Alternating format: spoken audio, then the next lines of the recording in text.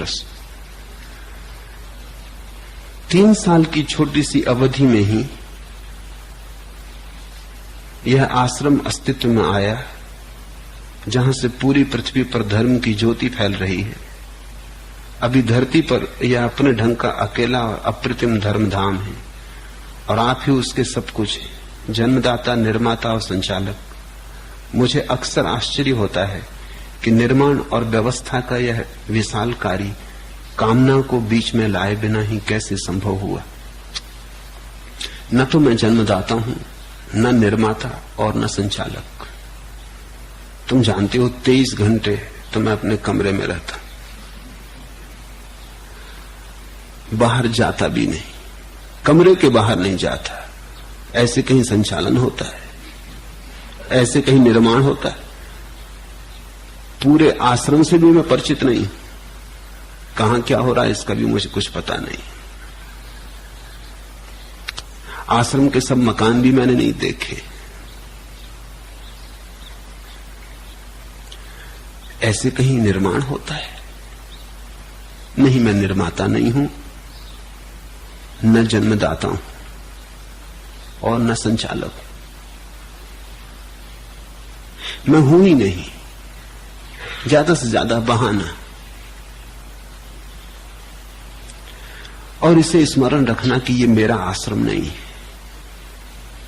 और ऐसा मैं चाहता हूं कि यह आश्रम किसी का भी ना हो, ये परमात्मा का ही हो, वही चलाए।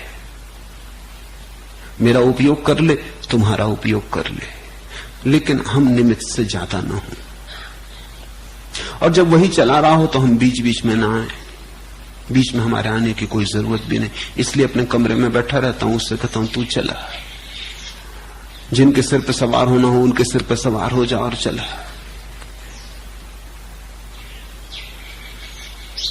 मैं कोई करता नहीं हूं,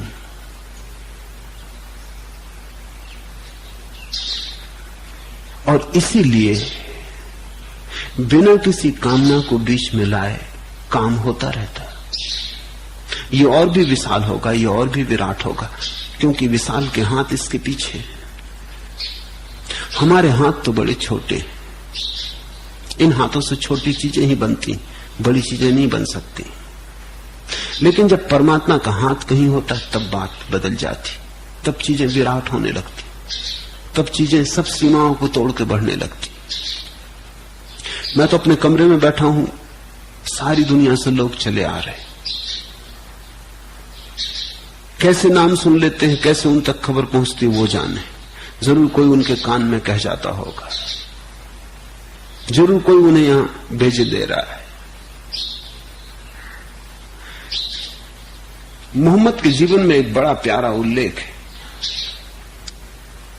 दुश्मन उनका पीछा कर रहे थे, हजारों की भीड़ उनके पीछे लगी थी, और वो अपने केवल एकमात्र साथी अबू बकर को लेकर मक्का से रवाना हुए, और दुश्मन पीछे।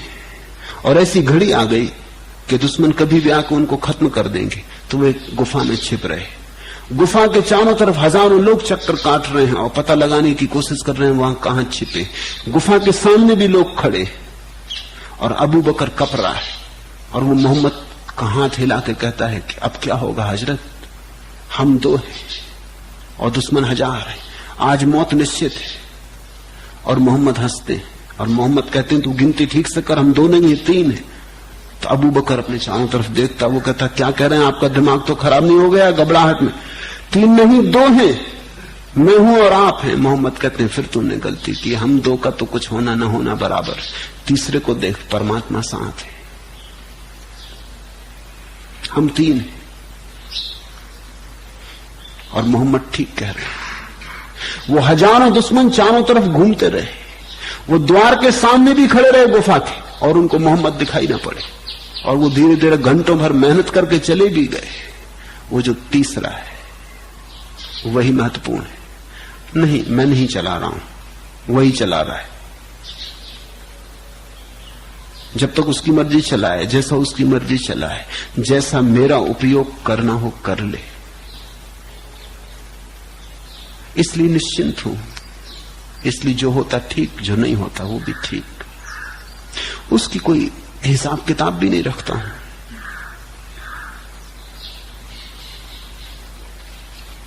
तुम ही बयारबन पाल भरो, तुम ही पहुंचे फड़फड़ाओ, लटों में छन अंग अंग सहरो, और तुम ही धार पर संतार दो। मैंने तो प्रभु से कह दिया, आप तुम ही बयारबन पाल भरो, तुम ही पहुंचे फड़फड़ाओ, और लटों में छन छन अंग अंग सहरो, और तुम ही धार पर संतार दो, और मुझे क्षमा करो। जो करना हो करो, मेरा जो उपयोग करना हो करो, निमित्त मात्र। इससे ज्यादा आदमी ना रहे, इससे ज्यादा आदमी ना रहे तो बहुत होता है, बिना किए होता है। और जहां तुम करने वाले हुए वहां कितना ही करो कुछ भी नहीं होता, सब क्षुद्र रह जाता है। मनुष्य के हस्ताक्षर कभी भी विराट नहीं हो पाते, छोटे ही रह जाते, उनकी सीमा है। और जिस दिन से मैंने ऐसा जाना कि तुम अपने को छोड़ सकते हो, प्रभु सब करता है, उस दिन से जीवन में एक अलग ही रस आ गया।